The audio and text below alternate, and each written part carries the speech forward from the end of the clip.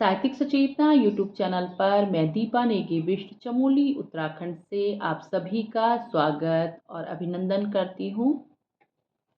साथ ही महाशिवरात्रि की सभी को ढेर सारी बधाई और शुभकामनाएं देती हूँ।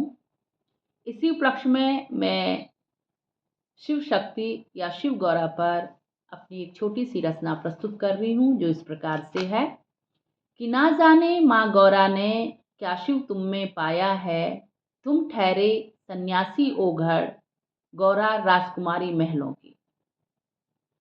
तुम पले बड़े कैलाश पर्वत पर, महलों में पली बड़ी गौरा, फिर भी माँ गौरा ने क्या शिव तुम में पाया है, फिर भी माँ गौरा ने क्या शिव तुम में पाया है। पहने मृगछाला तुम तन पर भस्म लगाए हो, गौरा महलों की राजकुमारी, क्यों रूप तुम्हारा उनको भाया है, क्यों रूप तुम्हारा उनको भाया है। तुम ठहरे एक सन्यासी, ना जाने क्यों गौरा माँ ने तुमको अपने हृदय में ठहराकर तुमसे विहार रचाया है। कठोर धरा का संयम तुम्हारा, ठंडी हवा बर्फ तुम खाते हो, गौरा महलों की पुत्री प्यारी, 56 भोग प्रतिदिन खाती है। संग तुम्हारे जीव जंतु रहते, गौरा रहती महलों की चहल पहल में।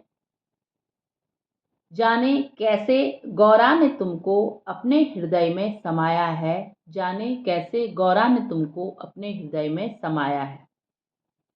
तुम पी जाते विष संसार का, रूप सन्यासी का धारण करते हो, जिस शमशान में जाने से लोग डरते, वहीं तुम अपनी धुन रमाए हो।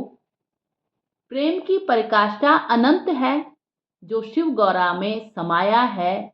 सत्यम शिवम सुंदरम का चोला, सत्यम शिवम सुंदरम का चोला, शिव सात गौरा शक्ति है, शिव सात गौरा शक्ति है। शिव सृष्टि का आधार है, शिव सृष्टि का आधार है।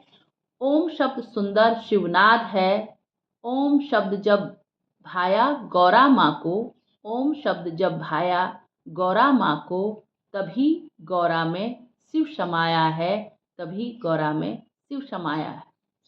धन्यवाद।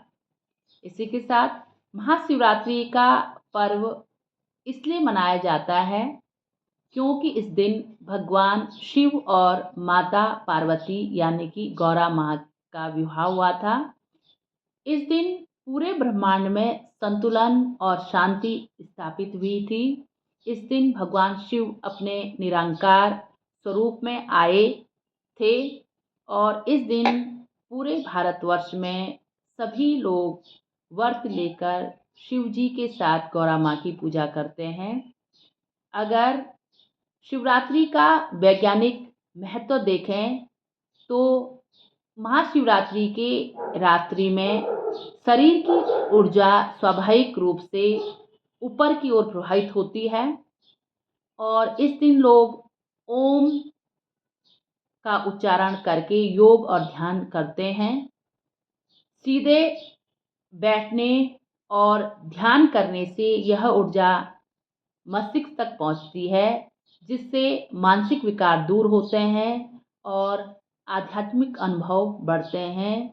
तो सभी को एक बार फिर से महाशिवरात्रि की ढेर सारी शुभकामनाएं और ढेर सारी बधाइयाँ।